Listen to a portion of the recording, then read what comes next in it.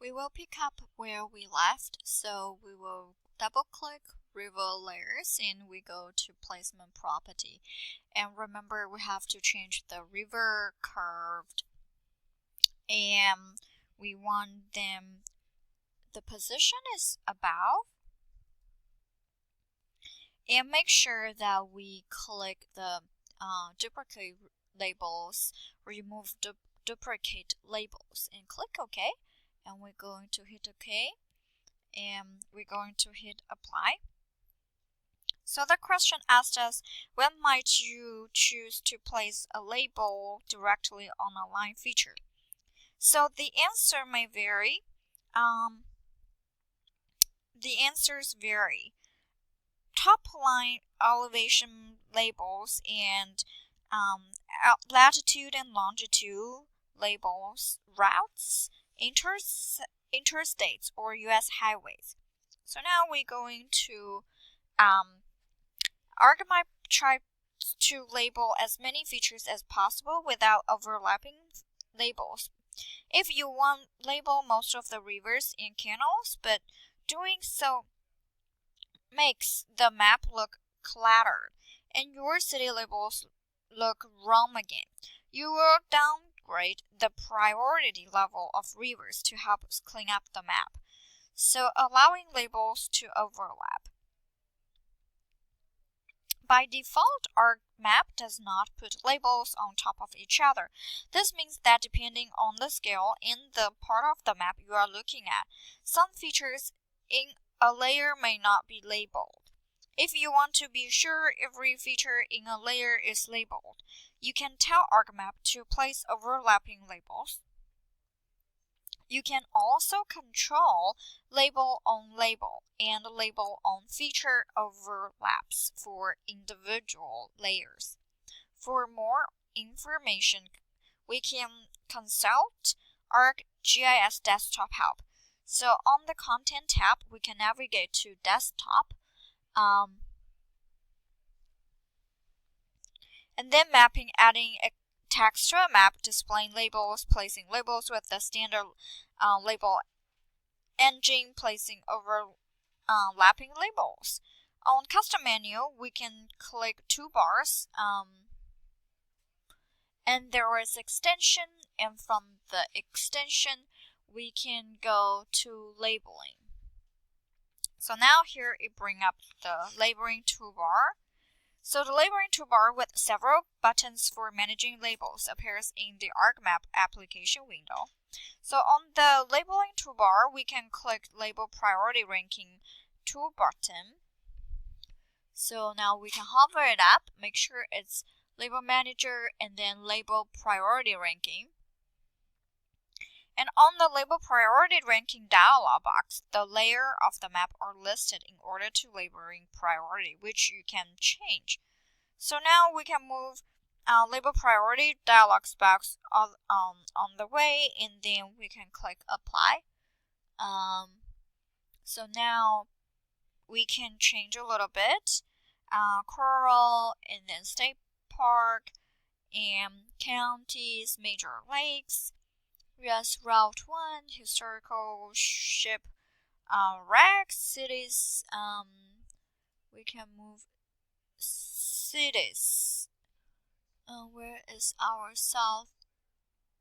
southeast? And we didn't see major rivers. Major rivers. We can move it down. Major rivers. Move it to the bottom. Now we can click Apply and then hit OK. And now we're going to Fresh again, and now we zoom to Hollywood.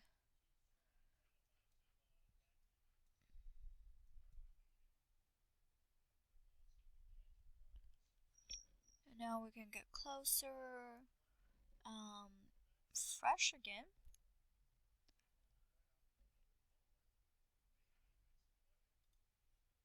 And where are our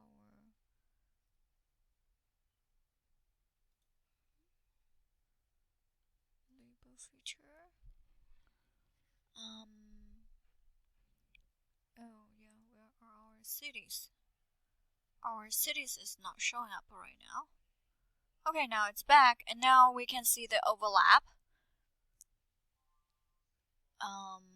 If we zoom out a little bit, and you can see the overlap.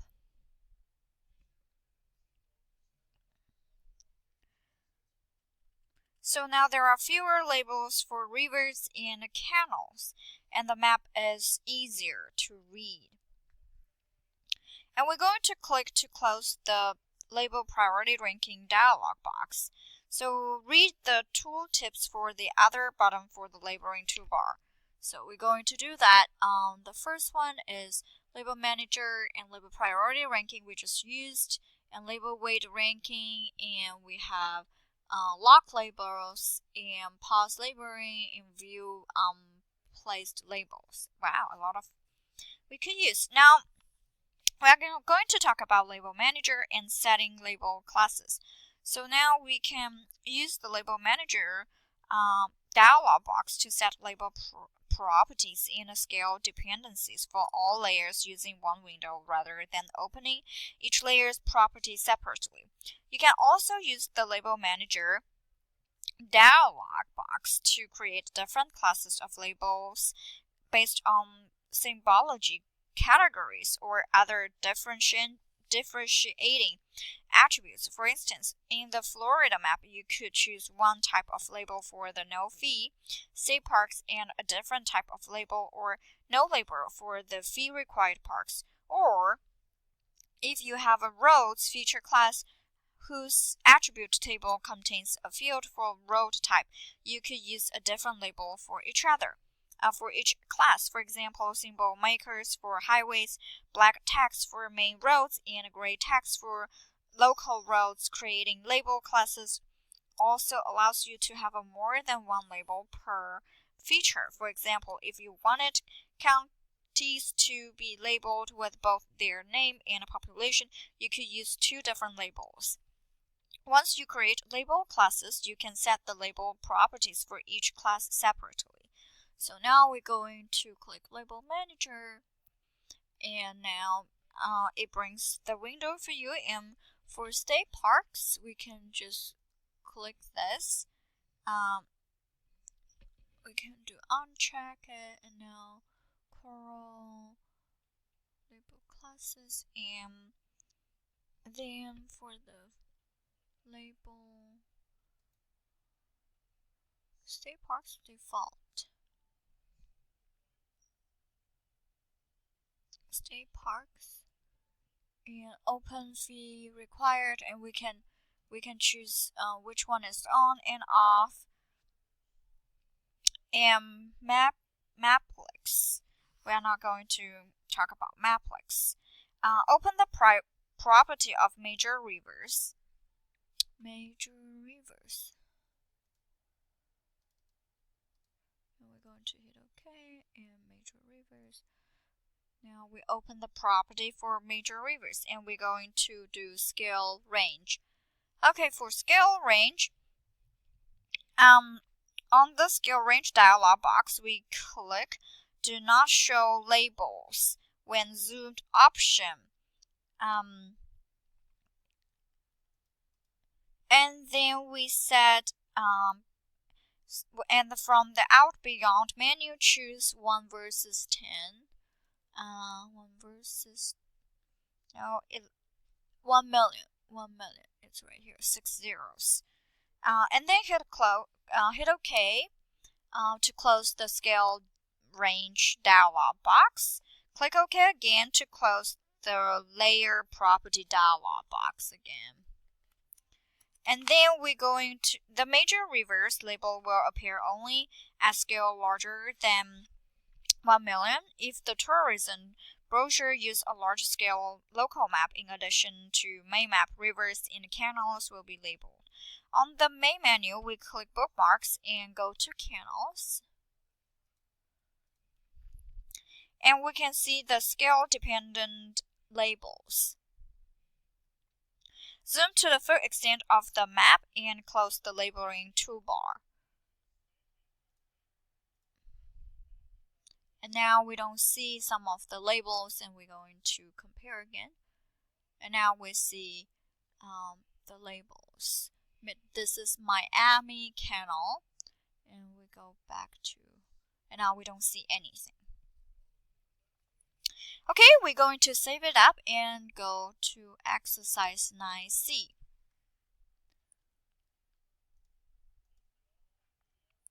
And we're going to open it up and creating graphic labels. So for this video, we're going to show you how to add a standalone text to your map, or if you just want to label a field feature interactively.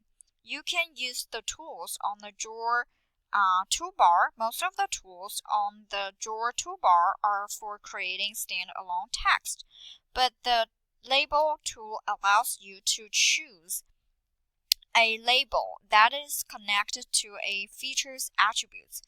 The labels or text boxes created from the drawer toolbar act like graphics. They can be selected and moved whenever you like. So here we're going to add text to mark the Gulf of Mexico and the Atlantic Ocean, and then create a graphic label for the US Route 1 feature. And this technique is meant for cases in which you have only a few features to label, or if you want to label base layers and do not have attributes.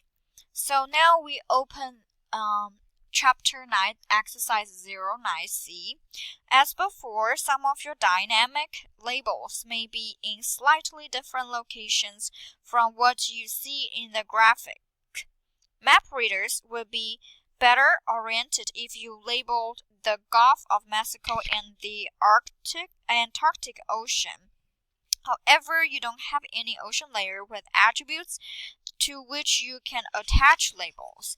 So, the ocean background you see is a raster layer which doesn't have a text attributes. Because there are no attribute Gulf of Mexico or Atlantic Ocean features, there is nothing to label. Instead, you will add a graphic label using the text tool. Graphic labels are selectable and standalone on the map. They are not connected to any feature.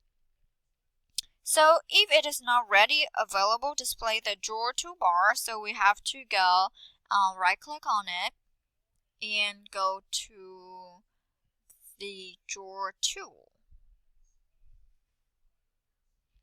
And now our drawing tool is ready in use. So on the drawer toolbar, we're going to get a tutorial here. And the drawer, we have a lot of function here, and this is like select elements and rotate. We can rotate and we can zoom selected elements, and we can draw rectangular and other different shape if you go down, and we can set up a marker, we can do curve, different kinds of thing, and we can do text box, and then we can add it vertices, and we can change the fonts, and we can change the font size, and we can bold it, we can italic, and we can underline, and we can change the color, we can fill color, and we can put line color, and we can have changed the marker color as well.